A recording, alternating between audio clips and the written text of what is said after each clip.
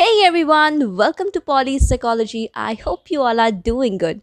So, in this video, we will start with Psychology by Baronandmisra's third chapter, Sensation and Perception.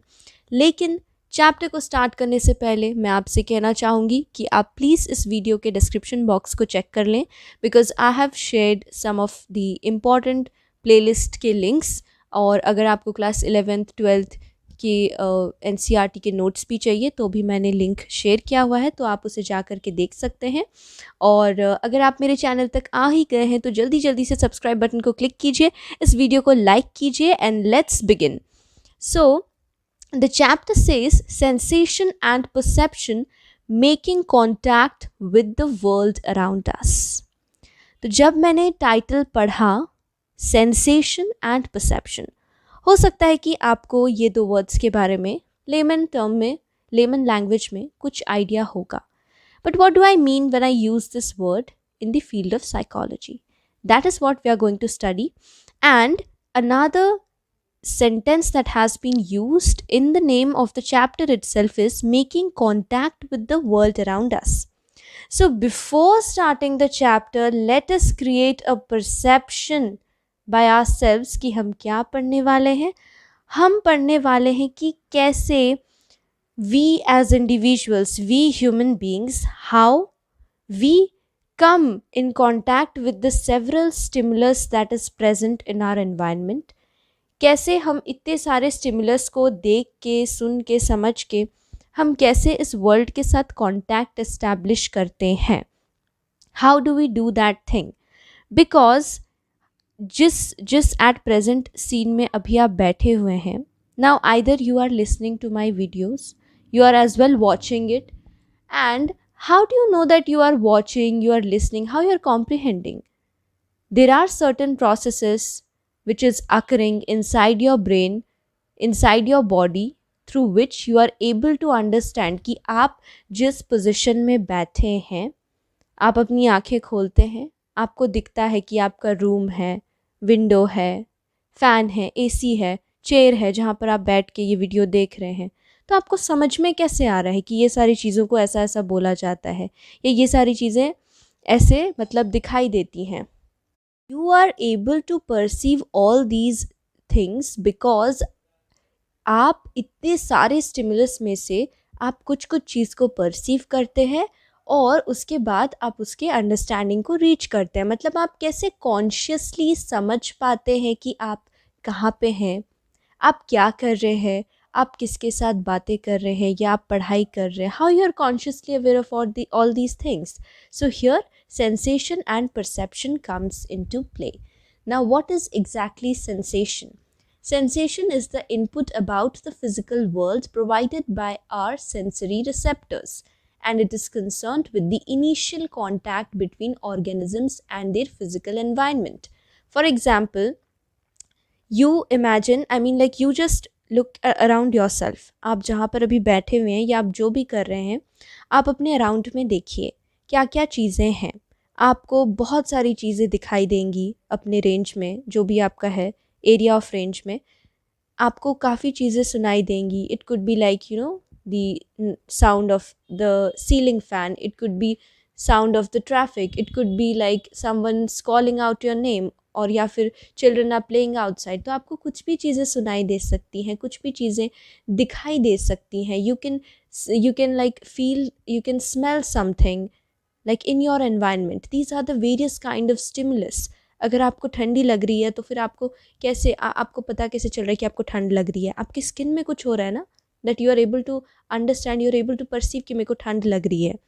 So these are the different kind of stimulus that is present around you, and how you are able to perceive it. आप कैसे बोल पा रहे हो कि मेरे को दिख रहा है, मेरे को ये चीज़ जो है ये दिख रहा है? क्योंकि उस रूम में उतना लाइट होगा। आप जिस एरिया में खड़े हैं, बैठे हैं, जो भी कर रहे हैं, वहाँ पर सनलाइट है या जो भी लाइट आ रहा है रूम में, आप उसी की बदौलत जो है बाकी की चीज़ें जो प्रेजेंट हैं आप वहाँ देख पा रहे हो। सपोजिटली रूम पूरा एकदम से डार्क हो जाता है तो क्या आप देख पाओगे? You will not be able to see it. So there are certain factors जिसकी वजह से कि आप वो सर्टन काइंड ऑफ स्टिमुलस को एक्सपीरियंस कर पा रहे हैं। और स्टिमुलस को एकदम से देखते ही हमें समझ में नहीं आ जाता है। स्टिमुलस को देखने के बाद कुछ चेंजेस होती हैं, जिसके बाद से ही हमारा ब्रेन हमें सिग्नल करता है कि ये क्या चीज़ है, and after that we are able to realise, after that we are able to we are actually consciously aware of what we are seeing, what we are doing, how we are feeling. तो ये सारी चीज़ें होती हैं। तो वो जो initial contact होता है between organisms and their physical environment, उसको सेंसेशन बोलते हैं। सो it is the input about the physical world provided by our sensory receptors. Now what are sensory receptors? Sensory receptors वो organs होते हैं, या फिर sensory receptors sensory organs में होते हैं that help us in recognizing the different kind of stimulus that are present around us. तो supposing जैसे मैंने कहा, input about the physical world provided by our sensory receptors. Let's take the example of our eyes. हमने आंखें खोला, room में light है, तो मुझे दिखाई दिया कि सामने चेयर है, सीलिंग फैन है, विंडो है, विंडो के बाहर I can see the trees, I can see the sky. तो ये सब क्या है, मुझे दिख रहा है जब मैंने आंखें खोला, क्योंकि लाइट उतना अवेलेबल था बोल के मैं ये सारी चीज़ें देख पाई, मैं परसीव कर पाई। So it happened because of my eyes, क्योंकि मेरे आइज़ में जो सेंसरी रिसेप्टर्स थे वो ये सारे स्टिमुलस को उन्होंने इनपुट के तरह यूज़ किया, and my brain processed it with the help of certain neurons. I could able to answer, or I was able to react to it, or I was able to give a response that yeah, I understand that I'm looking at a tree, I'm looking at the sky. तो ये होता है sensory receptors का काम. Now first the sensory stimulation occurs, and then it is registered by the sense organs. First sensory stimulation होता है. Sensory stimulation occurs, sensory stimulation is done by the sensory receptors. तो जैसे एक stimulus आता है, supposing sound, कहीं से आपने एक साउंड सुना, तो जो जब आप सुनेंगे तो आपका ईयर्स जो है, आपके ईयर्स में कुछ सेंसरी रिसेप्टर्स होंगे जो उस चीज़ को, उस साउंड एनर्जी को वो कैप्चर किए। उसके बाद after that it will be registered by our sense organs, and then we are able to produce a reaction. जब हमारा सेंस ऑर्गन्स उस चीज़ को ट्रांसमिट करेगा हमारे ब्रेन में, तब हमें समझ में आएगा कि वो क्या चीज़ है, and after that we will try to give a reaction or a response if needed. So what is perception? The process through which we select, organize and interpret input from our sensory receptors is known as perception. तो perception एक process है जिससे कि हम हमारे present surrounding environment में बहुत सारे stimulus होते हैं, लेकिन क्या हम हर एक चीज़ को उतना same attention देते हैं? Is it necessary? No, absolutely not. It is not at all necessary to give the same amount of attention or same amount of perception to each and every kind of a stimulus that is present. तो ये एक range होता है जिसकी वजह से कि आप certain things को perceive करते हो, despite the sensation occurs. Perception के लिए कुछ कुछ फैक्टर्स होते हैं जिसके बाद ही आप उस चीज़ को परसीव कर सकते हो. So that we will study later, but for now let us just try to understand the term perception. इसका मतलब है कि ये वो प्रोसेस है जिससे कि हम सिलेक्ट करते हैं, and after we are selecting the stimulus from our surrounding area, हम उसे ऑर्गेनाइज कर रहे हैं. उसके बाद we are trying to interpret the input that we took from our sensory receptors. We are trying to interpret, we are trying to understand, और उसके बाद का जो reaction आता है, it occurs because of perception only. So it is basically identifying processes through which we interpret, organize and produce conscious experiences. Now this is very important, conscious experiences, which means that you are actually aware. You're actually aware of the present stimulus and you actually perceived it correctly. यहाँ पर हम कोई unconscious बात नहीं कर रहे हैं. जब मैं कोई आवाज़ सुनती हूँ तो I'm consciously aware of it. I heard it, I could understand it. Okay, it was the honking of the traffic. Okay, next is if I'm looking at something, if I'm looking at a tree, I'm able to perceive it as a tree because I gave that sensation occurred, my sensory receptors, it transmitted the information to my brain and my brain signaled the reaction like I'm consciously aware of it and I'm looking at a tree. तो तब मेरे को समझ में आ गया. तो जो भी सेंसरी सिस्टम्स प्रेजेंट हैं हमारे बॉडी में, जैसे आइज़ में हो गया, नोज़ में हो गया, लाइक स्मेल का, टेस्ट का, ईयर्स का, आई मीन लिसनिंग का, listening, hearing, whatever, each sensory system, what they do is that they transduce. What is transduce? Transduce simply means converting. They try to convert the sensory receptors जो भी मौजूद हैं हमारे sensory organs में, वो raw physical energy को convert करते हैं electrochemical code में, so that our brain is able to understand and give us a signal so that we will be able to react to the certain kind of situations, और हमें उसका perception correctly occur होता है. तो जितने भी stimulus मौजूद हैं वर्ल्ड में, they are in the form of raw physical energy. Now when our sensory receptors are encountering that raw physical energy, it is trying to convert or transduce it into electrochemical code by the processes which occurs in the nervous system, और उसके बाद हमारा perception occur होता है. उसके बाद हमें समझ में आता है कि ये क्या चीज़ है. ये लाइट है, तो ये लाइट कैसे है वो हमें समझ में आएगा after the transduction has occurred. So sensation, raw materials of understanding. Now जैसे मैंने बताया कि sensory receptors क्या होते हैं, these are the cells of the body specialized for the task of transduction, which means converting physical energy, जैसे light है, sound है, into neural impulses. Neural impulses को convert करता है. Transduction means the conversion of physical energy into the electrochemical code into the neural impulses. और ये कौन करता है? ये sensory receptors करता है. कहाँ मौजूद है sensory receptors? They are present in our eyes, ears, nose, tongue, skin. जो भी हमारे sense organs हैं वहाँ पे sensory receptors होते हैं. And these are responsible for converting or for the task of transduction.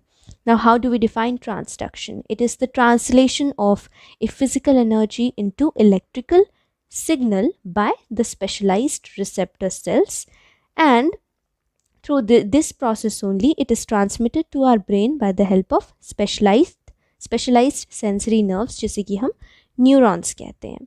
Okay, so till now I told you that there are like millions of stimulus around us, हमारे सामने में, हमारे world में जहाँ पर हम रहते हैं, जहाँ पर हम कॉन्शियसली अवेयर होके हैं, सामने में बहुत सारे स्टिमुलस होते हैं.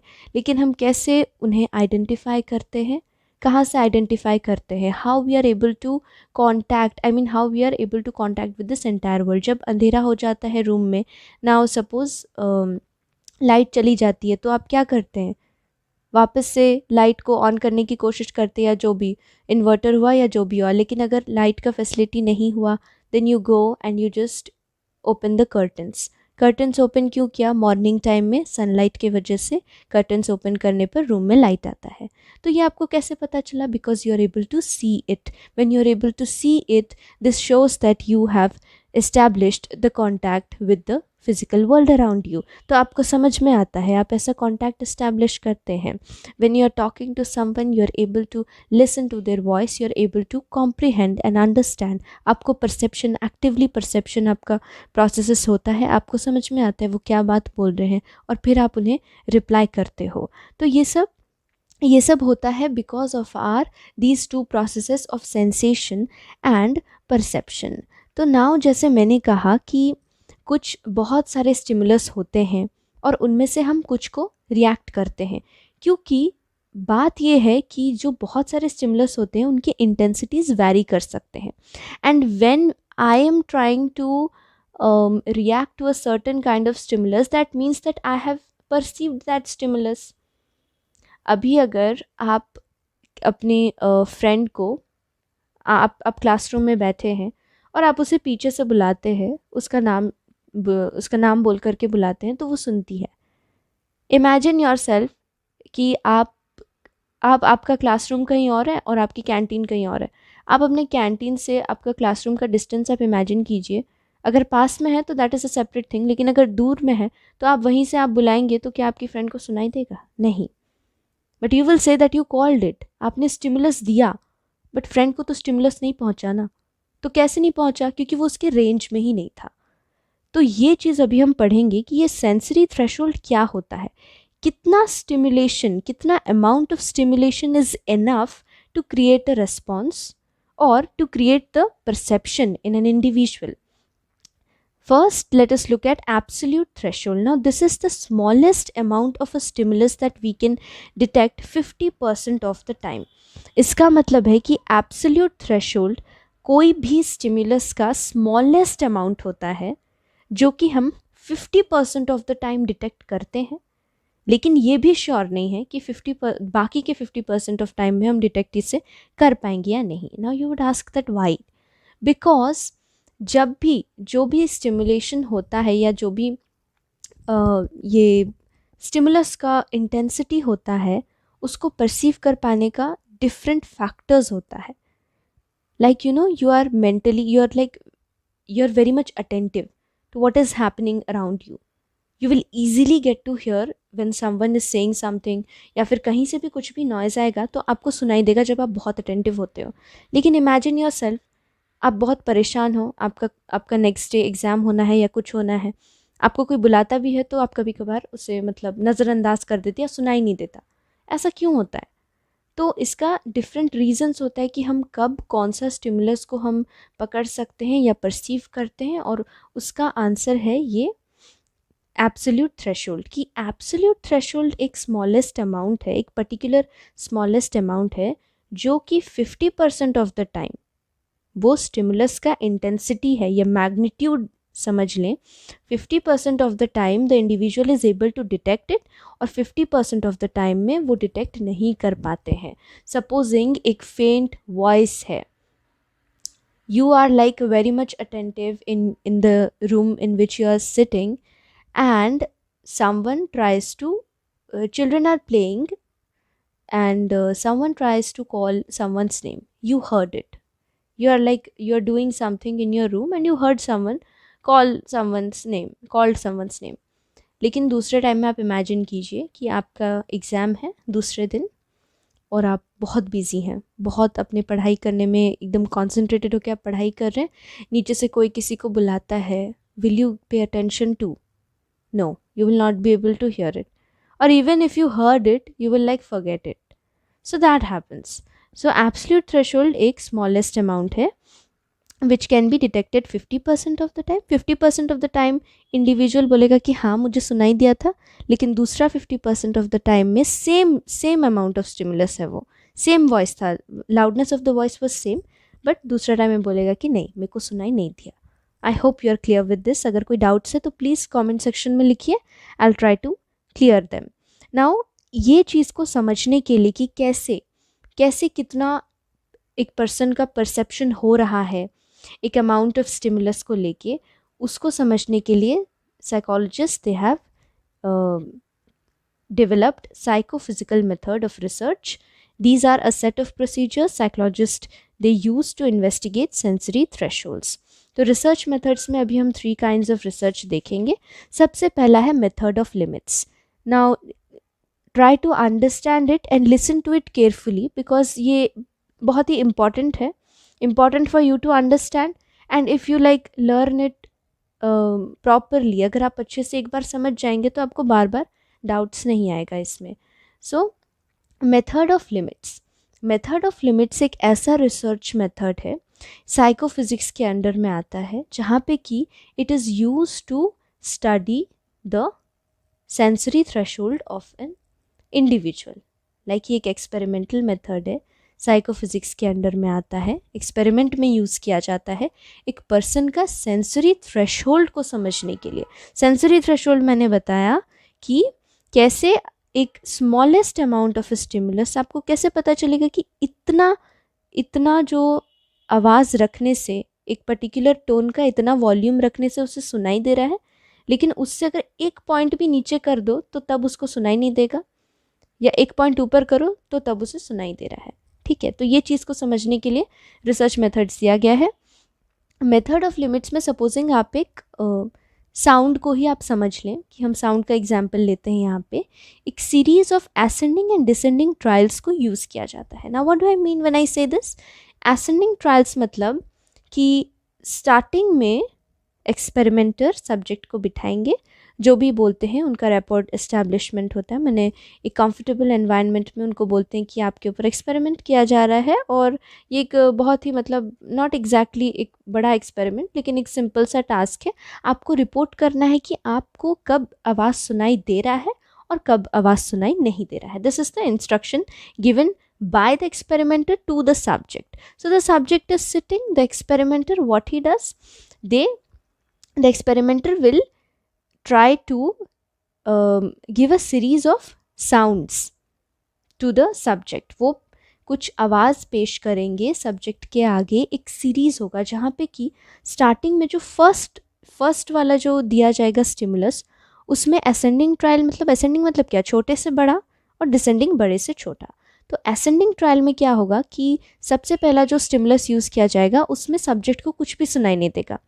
उसके बाद धीरे धीरे एक एक वॉल्यूम का पॉइंट जो है इंक्रीज़ किया जाएगा, तो इसी के लिए असेंडिंग बोला गया है, छोटे से बड़ा। तो जब इंक्रीज़ करते गए तो फाइनली सब्जेक्ट को सुनाई दिया। तो जब उसने कहा कि सुनाई दिया, the experimenter will stop at that point and then he और she will start with the descending trial. Descending trial में सबसे पहले वो साउंड सुनाई दिया जाएगा जो सब्जेक्ट को पूरी अच्छी तरीके से सुनाई दे रहा है। उसके बाद वॉल्यूम को धीरे धीरे कम करते जाएंगे। सो ये वाले सीरीज़ को कई ट्रायल्स तक यूज़ किया जाता है। Now ascending trials, they will begin with the stimulus which is not perceived by the subject and it gradually it increases the intensity और magnitude till the person experiences it. Descending trial में मैंने जैसे बताया, सबसे पहले सुनाई देगा, वो तो अच्छी तरीके से सुनाई देगा क्योंकि सबसे हाईएस्ट वॉल्यूम वाला उनको फर्स्ट दिया जाएगा स्टिमुलस, और उसके बाद कम करते जाएंगे। When the subject will say that I am not able to hear it, then the experimental will stop and sensitivity to various stimuli tends to shift due to the fluctuations in the nervous system. You will find out जब आप ये method of limits को apply करते हो तो several trials दिया जाता है सब्जेक्ट को। फर्स्ट असेंडिंग ट्रायल दिया गया, आई मीन असेंडिंग सीरीज़ में एक बार कराया गया, उसके बाद फिर डिसेंडिंग सीरीज़ में एक बार कराया गया, फिर स्टार्टिंग से असेंडिंग होगा, फिर डिसेंडिंग होगा, ऐसे करते करते सेवरल ट्रायल्स लिया जाता है। उसके बाद हम फाइंड आउट करेंगे कि ये नहीं है कि एक ही पॉइंट में सब्जेक्ट बोलेगा कि हाँ मुझे इसी में सुनाई नहीं दे रहा है, या बोलेगा कि हाँ इसी में ही सुनाई दे रहा है। ऐसा नहीं होता है। और ऐसा क्यों नहीं होता है? Because it is affected by the fluctuations occurring in are nervous system. इसी के लिए मैंने आपको थोड़ी देर पहले बताया कि जो एब्सोल्यूट थ्रेशोल्ड है उसे हम कभी नहीं कह सकते कि वो एग्जैक्ट अमाउंट है जहाँ पे कि एक स्टिमुलस परसीव किया जा सकता है। हम ऐसा कहते हैं कि it is the smallest amount of a stimulus that we can detect only 50% of the time, because there are certain other factors that try to affect our perception. जैसे कि यहाँ पर लिखा गया है कि fluctuations in the nervous system होता है, इसी के लिए एक बार में हम उसी सेम पॉइंट के साउंड को हम सुन पाएंगे, दूसरे ट्रायल में हम बोलेंगे we can not hear it. So both trials are repeated several times. और मेथड ऑफ लिमिट्स में दो तरीके के एरर्स देखे जाते हैं, दो तरीके के tendencies we can call it as by the subject और the participant.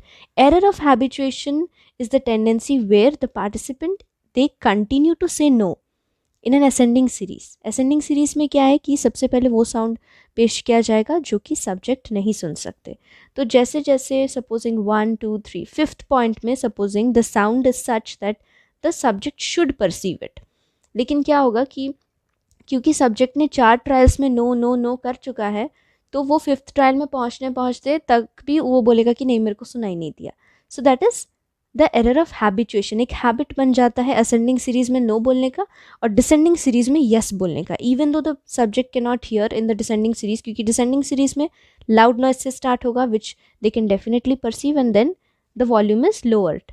And next kind of error is the error of anticipation, which is the tendency to change the response to a stimulus before such a change is warranted. For example, I told you like in an ascending series, आप 4 points तक ऐसे मतलब tone का ऐसा volume होगा जो कि subject perceive नहीं कर सकता। तो 5th पॉइंट में क्या है कि सब्जेक्ट परसीव कर सकता है, लेकिन एरर ऑफ एंटिसिपेशन, सब्जेक्ट के मन में कैसा आ जाता है ना कि उसको पता चल जाता है कि धीरे धीरे मेरे को साउंड सुनाई देगा और शायद ये वॉल्यूम इंक्रीज कर रहे हैं, तो वो क्या करेगा कि फोर्थ पॉइंट में ही बोलेगा कि yes I can hear it. So that is the error of anticipation, where the tendency is to change the response to a stimulus before a change is actually warranted.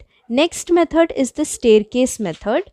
Now, the staircase method, it begins with a descending series. Supposing it is starting with the experimenter starts it with a descending series where the stimulus is perceived. Of course, descending series, again let us take the example of sound only. Descending series में of course एकदम अच्छे से सुनाई देगा sound उसको, तो उसके बाद धीरे धीरे इंटेंसिटी को कम किया जाएगा until no perception occurs, जब तक उसे सुनाई नहीं दिया. लेकिन इस पॉइंट में सीरीज को एंड नहीं किया जाता.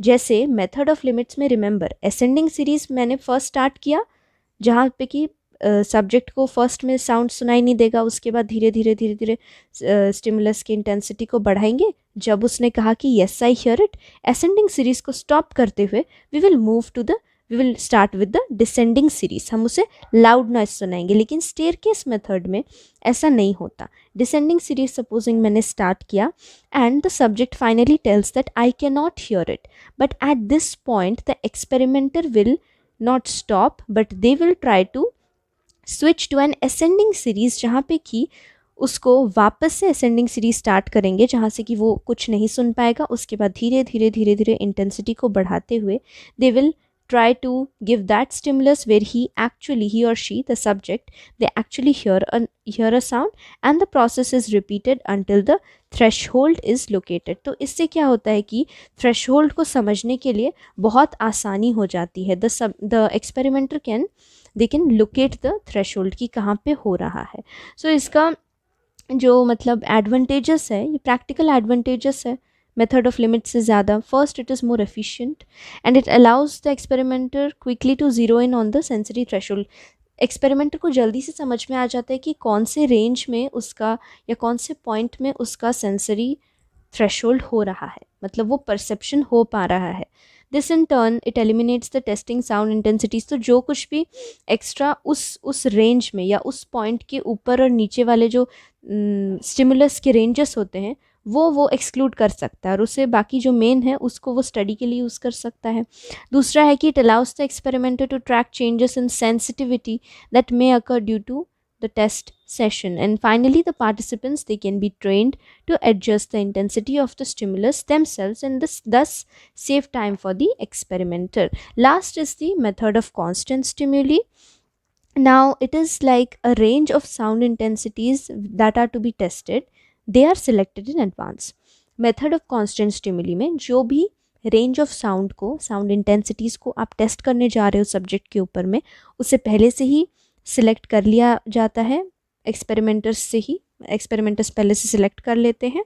And then each tone is presented many times in an irregular order. तो इरेगुलर ऑर्डर का यूज़ करके बहुत बार उसे प्रेजेंट किया जाता है सब्जेक्ट के आगे.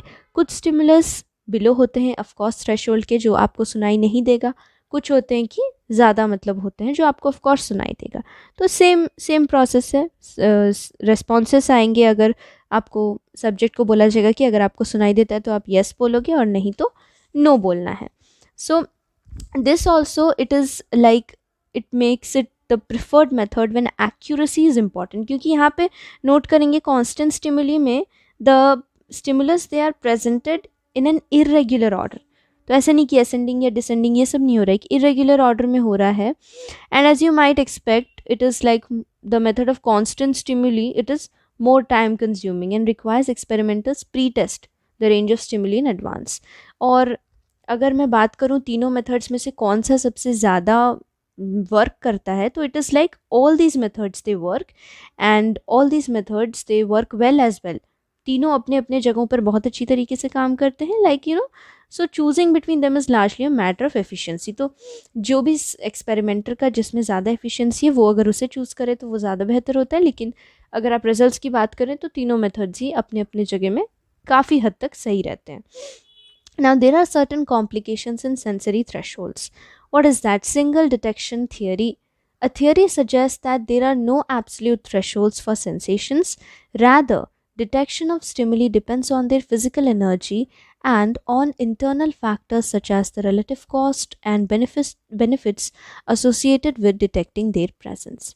तो ये एक ऐसा बात हो गया ना कि मतलब सेंसरी थ्रेशोल्ड्स की बात की गई, लेकिन एक थ्योरी बन गया है जिसे सिंगल डिटेक्शन थ्योरी बोलते हैं, जहाँ पे कि दे से कि एब्सोल्यूट थ्रेशोल्ड जैसा कुछ भी नहीं होता। रैदर पर्सन जो है वो एक्टिवली वो डिटेक्शन पे डिपेंड करता है कि वो कैसे कौन से स्टिमुली को डिटेक्ट किया और वो क्यों डिटेक्ट किया। That is also it is like you no it depends on the physical energy and the internal factors.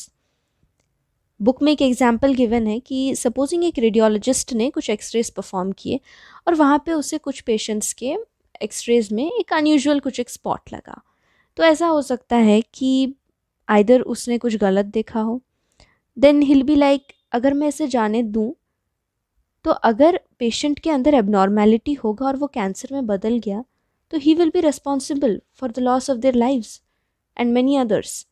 लेकिन अगर उसके मन में आए कि अगर मैं वापस से टेस्ट करवाऊँ तो शायद ऐसा हो सकता है कि अगर सच में एबनॉर्मेलिटी मौजूद था वो एक्सरे मशीन में या वो एक्सरेज में, उनका जो एक अनयूजुअल स्पॉट उसने देखा सबके एक्सरे में, दो चार पेशेंट्स के एक्सरेज में, तो हो सकता है कि अगर मैंने डिटेक्ट किया तो वो सच में ऐसा कुछ कैंसरस होगा and their lives can be saved. लेकिन अगर ऐसा हुआ कि वो जो भी स्पॉट उसने नोटिस किया था वैसा कुछ है ही नहीं और उसने गलती से कुछ एक ऐसे एब्सेंट माइंडेड होकर कुछ एक देख लिया, so if the reports come out to be normal then he और she they will be blamed for wasting resources and time and unnecessarily trying to upset the patients. तो इसमें एक रेडियोलॉजिस्ट के पॉइंट ऑफ व्यू से आप सोचिए वो क्या करेंगे। सपोजिंग उसने करवा लिया और मैंने जो केसेस बताया अगर सच में ऐसा हुआ तो he will be able to save lives of others, अगर नहीं हुआ तो फिर he is like wasting the resources. तो ये लार्जली डिपेंड करता है कि कैसे उसका रिलेटिव कॉस्ट क्या है। अगर मैं उसे नज़रअंदाज कर रहा हूँ तो वो कितने हद तक किसके लाइफ को अफेक्ट कर रहा है या क्या किसको बेनिफिट मिल रहा है। तो ऐसा एक सिग्नल डिटेक्शन थ्योरी में बोला गया है कि एब्सोल्यूट थ्रेशोल्ड जैसा कुछ भी नहीं होता, हम इसे डिटेक्ट करते हैं और डिटेक्शन में कौन किसका मतलब रोल ज़्यादा है, उसके फिजिकल एनर्जी का और इंटरनल फैक्टर्स का। Now difference threshold are two stimuli the same or different? How am I able to find out that two stimuli, the values of two stimuli are different from each other? Difference threshold means the amount by which two stimuli must differ in order to be just noticeably different. Imagine making lemonade or not lemonade, just imagine like you have taken a glass of water and you put a few granules of sugar in it. You stir it, you try to drink it. You will not get the taste of sugar if the amount of water is more. Now again you add like 1 TSP of sugar into the same water जिसमें कि आपने already 4-5 granule of sugar दिया था, उसमें आप 1 TSP डालो। तो जब आपने स्टर किया and you drank the water you could feel the sweetness. तो इसमें क्या हुआ कि फर्स्ट वाले में भी शुगर था, सेकंड में भी शुगर है, लेकिन सेकंड में आपके टेस्ट बर्ड्स ने उसे परसीव किया कि हाँ this water taste sweet. So difference threshold is the amount by which two stimuli must differ. तो यहाँ पे स्टिमुली वॉज द स्वीटनेस और I mean the sugar, amount of sugar. तो आपने क्या हुआ कि you could able to differ, you were able to differ in order to be, and that amount was the just noticeable difference. So एक particular value होता है जहाँ पे कि आप पता लगा सकते हो कि हाँ यहाँ पे स्टिमुलस वैल्यू नहीं है, या अगर वो होता भी है तो आप परसीव नहीं कर पाते और दूसरे में you are actually able to perceive that. So just noticeable difference is the smallest amount of change in a physical stimulus necessary for an individual to notice a difference in the intensity of the stimulus. Now stimulus below threshold, can they have an effect? ऐसा होता है क्या कि मतलब stimulus का जो value है वो एब्सोल्यूट थ्रेशोल्ड से नीचे है, लेकिन क्या आप उसे परसीव कर सकते हैं? सोचिए. इस चीज़ को सपोर्ट करने के लिए हम सबलाइमिनल परसेप्शन पढ़ते हैं. It is the presumed ability to perceive a stimulus that is below the threshold for conscious experience. ना बुक में बताया गया है कि एक विजुअल प्राइमिंग का टेक्निक होता है जहाँ पे कि participants are primed with brief exposures to words और सिंपल पिक्चर्स, जहाँ पे कि वो कॉन्शियसली उससे परसीव नहीं कर सकते।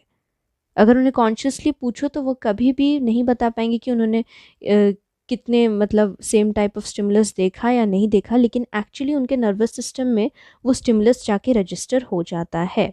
Now in the book it has been written that subliminal perception first captured the public attention in the 1950s when a marketing executive announced he had embedded subliminal messages like eat popcorn and drink coke into a then popular movie। तो वो क्या बोले कि ऐसा मैंने एक subliminal perception देने की कोशिश की है, subliminal messages। now बिफोर अगर आपके मन में डाउट आ रहा है कि सब लैमिनल क्या है तो मैं आपको बता दूं कि सब लैमिनल स्टिमुलस जो है it is stimulus below threshold which actually you can not consciously, you are not aware that you are actually perceiving it, but कहीं ना कहीं आप उसे परसीव कर लेते हो। और ये हमें कैसे पता चला कि हम परसीव कर लेते हैं? Now they have used the experimenters, the investigators, they have used a technique called visual priming, and in that experiment उन्होंने कुछ पार्टिसिपेंट्स को लिया और उन्हें प्राइम कराया with brief exposures like less than 1/10 of a seconds. कुछ certain pictures और words में उन्हें एकदम फ्लैशेस की तरह उनके सामने से वो प्ले किया गया, तो उनको फिर पूछा गया कि आपने क्या देखा। तो देवर मतलब they were poor in that in remembering or they were unable to express what they actually saw. So this experiment was actually this study was actually carried out by Barr and Biderman in 1998, जहाँ पे कि वो वैसे ही same चीज़ करते हैं, prime technique जो भी visual priming का टेक्निक है उसे यूज़ करते हैं और वो ब्रीफ एक्सपोजर करवाते हैं अपने पार्टिसिपेंट्स का। तो as expected the participants they will perform poorly in it, and only they can only number or they can only name a small percentage about what they saw। उसके बाद after some time वो same objects जो वो visual priming वाले technique में उन्हें जो flash करवा के जो स्टिमुलस दिए होते हैं, supposing like pictures of furniture, pictures of flower या कुछ भी, और वो बहुत ही फास्ट होता है less than 10th of a second, तो जो भी, तो नेक्स्ट वो जब वो चीज़ को फर्स्ट स्टिमुलस दिए, पूछे पार्टिसिपेंट से कि क्या आपने देखा कुछ, तो वो नहीं बता पाए। कुछ टाइम के बाद वो फिर से कुछ सेम काइंड ऑफ स्टिमुलस वो उनके नज़रों के सामने लेके आते हैं, एंड देन वो स्टिमुलस एंड होने के बाद वो ऐसा हो सकता है कि सेम स्टिमुलस वो दिखाते हैं या फिर सेम काइंड ऑफ स्टिमुलस को, जैसे प्रीवियसली वो दिखाए थे कि एक किचन का चेयर को वो चेंज कर देते हैं एक ऑफिस चेयर से, लेकिन लोकेशन सेम रखते हैं, या ऐसे कुछ थ्री काइंड्स ऑफ चीज़ें वो यूज़ करते हैं। पहला सेम स्टिमुलस यूज़ करते हैं सेकेंड ट्रायल में, दूसरा थोड़ा सा हट के, जैसे कि मैंने कहा किचन चेयर के बजाय ऑफिस चेयर, और तीसरा है कि थर्ड काइंड ऑफ स्टिमुलस में ऐसा कुछ भी नहीं होता, दे आर लाइक वो डिफरेंट लोकेशंस में डिफरेंट काइंड ऑफ ऑब्जेक्ट्स वो यूज़ करते हैं। तो इसमें क्या देखते हैं, इंटरेस्टिंग थिंग ये है कि the participants they are able to perform better जब वो सेम स्टिमुलस दिखाते हैं। मतलब सेकेंड ट्रायल के सारे स्टिमुलस ख़त्म हुआ, उसके बाद एक्सपेरिमेंटर ने पार्टिसिपेंट से पूछा कि आप क्या देखे, तो वो फर्स्ट केस वाले ऑब्जेक्ट्स को बहुत अच्छी तरीके से, मतलब they are like better in remembering them, वो बोल पाते हैं कि हाँ हमने ये देखा, but they are usually unaware कि वो चीज़ को वो देखे रहते हैं ऑलरेडी, मतलब अपने फर्स्ट वाले ट्रायल में, ना कि सेकंड में। तो फर्स्ट सेकंड मिल के उनके माइंड में एक वो इमेज जो है वो बन जाता है और they are better in retention. So और दूसरे वाले में क्या होता है कि जो थोड़ा सा हट के, मतलब चेयर को दूसरा चेयर बना दिया या बेड को कहीं और प्लेस करके, बट बेड होता है ऑब्जेक्ट, तो उसमें भी थोड़ा सा मतलब मॉडरेट अच्छा परफॉर्मेंस होता है, एक्सीलेंट परफॉर्मेंस होता है सेम ऑब्जेक्ट्स का, मॉडरेट परफॉर्मेंस होता है ये same a little bit changed वाले ऑब्जेक्ट्स का। और तीसरा है कि जो ऑब्जेक्ट्स मतलब दिखाए नहीं गए होते हैं या उनका लोकेशन या कुछ भी मैच नहीं कर रहा होता है, उसका रिटेंशन बिल्कुल से भी नहीं होता है। सो ये बताते हैं कि शायद ऐसा ये सच है कि सबलाइमिनल परसेप्शन होता है, हमें पता नहीं चलता, मतलब when we are consciously not aware of what we are experiencing through the stimulus, but actually we are able to perceive them. ये है subliminal perception. नेक्स्ट है सेंसरी अडेप्टेशन. सेंसरी अडेप्टेशन का मतलब है कि reduced sensitivity to unchanging stimuli over time. तो supposing एक stimuli है जो कि ओवर टाइम अनचेंज्ड होके रह रहा है, तो उसमें क्या होता है कि पर्सन का रिड्यूस्ड सेंसिटिविटी हो जाता है, which means that it feels great once you get use to it. For example, जैसे कि आप एक समर आफ्टरनून में you are like going and swimming pool में आप जाके एकदम से कूद जाते, तो फर्स्ट में आपको लगता है कि एकदम चिल्ड वाटर है, उसके बाद बहुत अच्छा लगने लगता है, पानी जो है रिफ्रेशिंग लगता है. तो ये हम कैसे कह सकते हैं, क्योंकि हमारे बॉडी ने सेंसरी अडेप्टेशन का प्रोसेस को कर लिया, which is the reduced sensitivity to unchanging stimuli over time. अगर ये नहीं होता तो हमें काफ़ी ज़्यादा प्रॉब्लम होता है, जैसे कि ब्लिंकिंग ऑफ द आई, ये हम दिन भर करते हैं, लेकिन अगर इमेजिन हमारा अडेप्टेशन नहीं होता, ये अनचेंजिंग स्टिम्यूली है, ओवर टाइम है, तो अगर इसका रिड्यूस सेंसिटिविटी नहीं होता, then we might have been constantly bothered about it. जैसे हम स्वॉलो करते हैं, जैसे हम हम जब ड्रेस पहने हुए हैं, तो हमारा स्किन तो सेंसरी ऑर्गन है ना, तो एंटायरली ड्रेस पहने हुए हैं, देन वो जो टच हो रहा है, वो क्लोथ हमारी स्किन में टच हो रहा है, वो हमें कॉन्स्टेंटली बॉदर करता थ्रू आउट द डे, अगर हमारा ये सेंसरी अडेप्टेशन का मैकेनिज्म बॉडी में अच्छे से काम नहीं कर रहा होता. So for this video it's all. बाकी के सारे जो भी सेंसरी सिस्टम्स हैं, विजन है, हियरिंग है, टेस्ट का है, ये सब हम डिटेल्स में पढ़ेंगे नेक्स्ट वीडियो में. आज के वीडियो के लिए इतना ही. प्लीज़ वीडियो को लाइक कर दीजिए, शेयर कर दीजिए और सब्सक्राइब करना मत भूलिएगा. Thank you for watching.